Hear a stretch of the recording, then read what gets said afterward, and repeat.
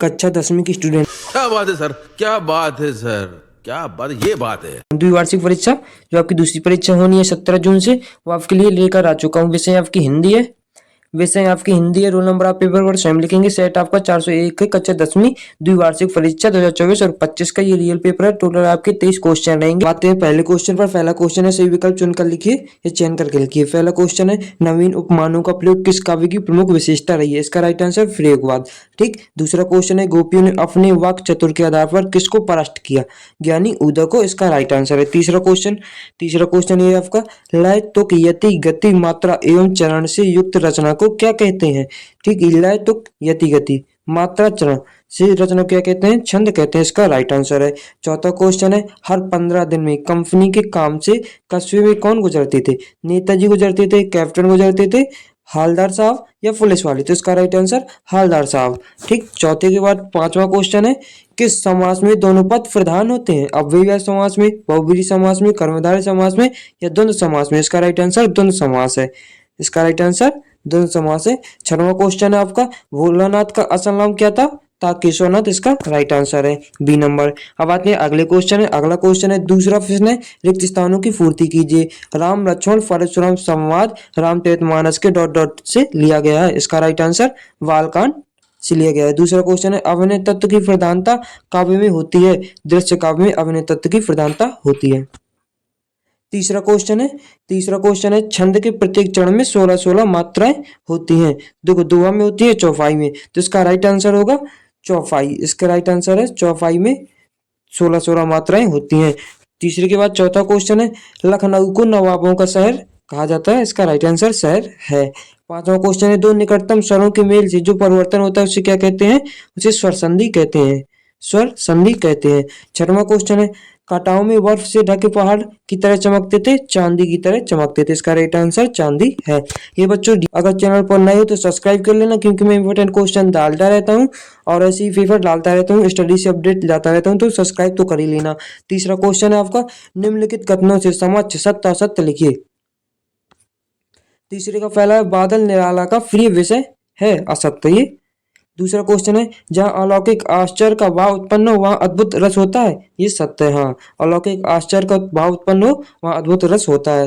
तीसरा क्वेश्चन है, लखनवी अंदाज पाठशैली की निबंधात्मक है? ये भी राइट आंसर नहीं है, रॉन्ग है, ये गलत है। ठीक। चौथा क्वेश्चन सही है, बिस्मिल्लाह का उस्ताद पैगंबर, ये राइट आंसर है।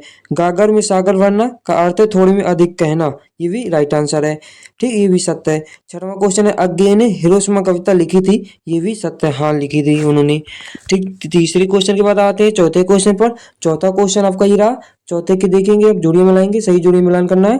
पहला स्तंभ दूसरा स्तंभ ये है। ये भी 6 अंक का क्वेश्चन है।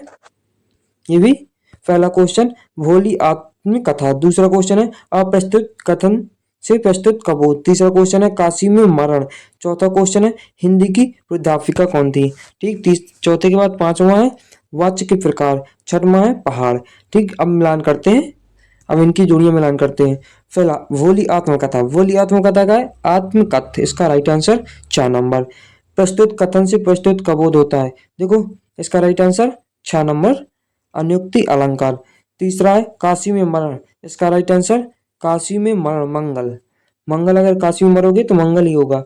ठीक। चौथा क्वेश्चन है, हिंदी की प्राध्यापिका है? हिंदी की प्राध्यापिका शीला अग्रवाल थी।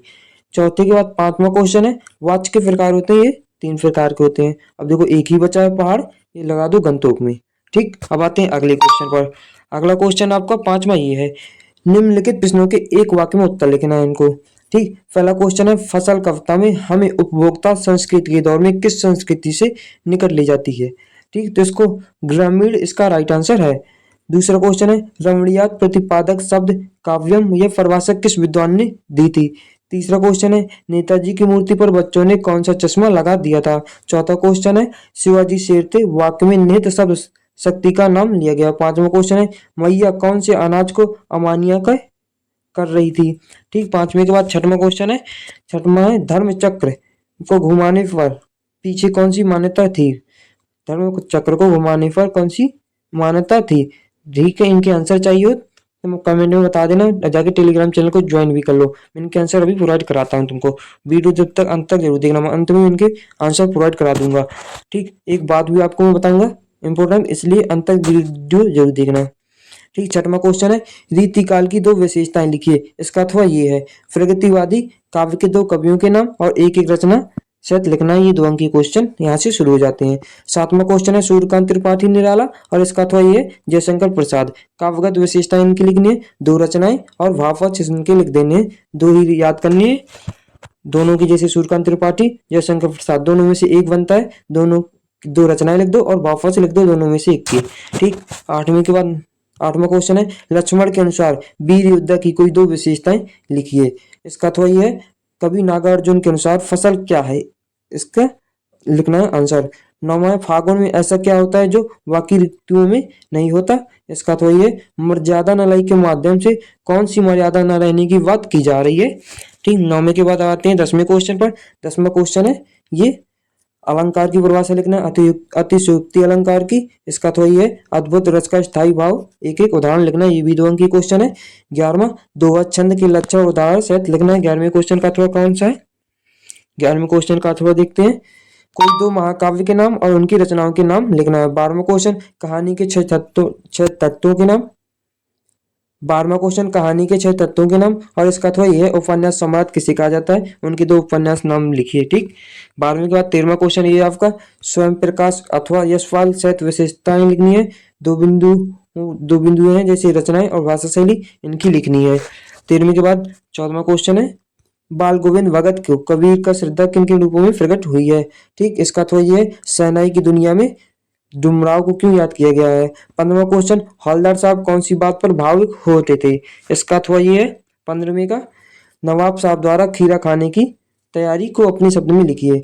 ठीक, 16वां क्वेश्चन, निम्नलिखित वाक्यांश के लिए एक शब्द लिखिए। ईश्वर में आस्था रखने वाला, दूसरा आंखों के सामने। ठीक, 16वें के बाद इसका अथवा ये है, इसका तो दिए गए वाक्य को पहचान कर उनके सामने वाक्य प्रकार करना है, एक वाक्य प्रयोग करना है। ठीक है, सुनीता बाजार जाओ, शायद आज बारिश होगी, दूसरा ये है।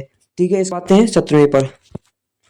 अब आते हैं 17वें पर। 17वां, भोलानाथ और उनके साथी किसी दूल्हे के आगे आगे जीती हुई और हारदार पालकी को देखकर क्या चिल्लाने लगते थे। ठीक है, इसका तो ये, लेखक अगेन के अनुसार प्रत्यक्ष अनुभव की अपेक्षा अनुभूति उनके लेखन में कहा जाता है, मदद करती है, क्यों। ठीक, 17वें के बाद 18वां क्वेश्चन ये है, संदर्भ प्रसंग से तुम्हें भावार्थ लिखना है। यहाँ से 3 अंक का क्वेश्चन आपका चालू हो जाएगा 18वें क्वेश्चन से, 3 अंक का अथवा ये आपका अच्छे से देखते जाओ, इंपॉर्टेंट क्वेश्चन है।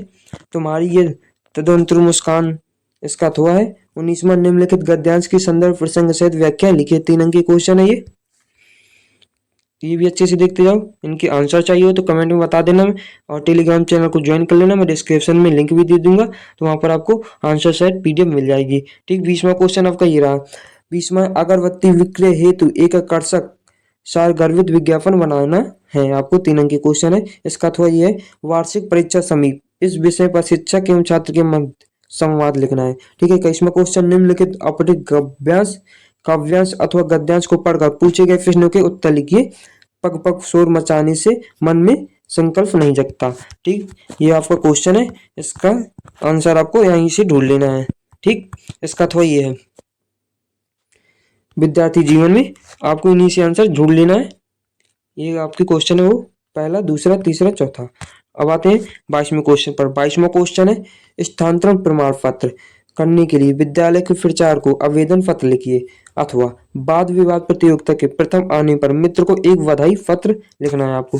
ठीक, 22वें के बाद 23वां क्वेश्चन, निम्नलिखित में से किसी एक विषय पर रूपरेखा सर्वगर्भित निबंध लिखिए। पहला, जल है तो कल है। दूसरा, पर्यावरण संतुलन तो स्वस्थ रहे जीवन। तीसरा, मोबाइल का जीवन में बढ़ता प्रभाव। चौथा, जीवन में खेलों का महत्व। 5वां, कंप्यूटर शिक्षा।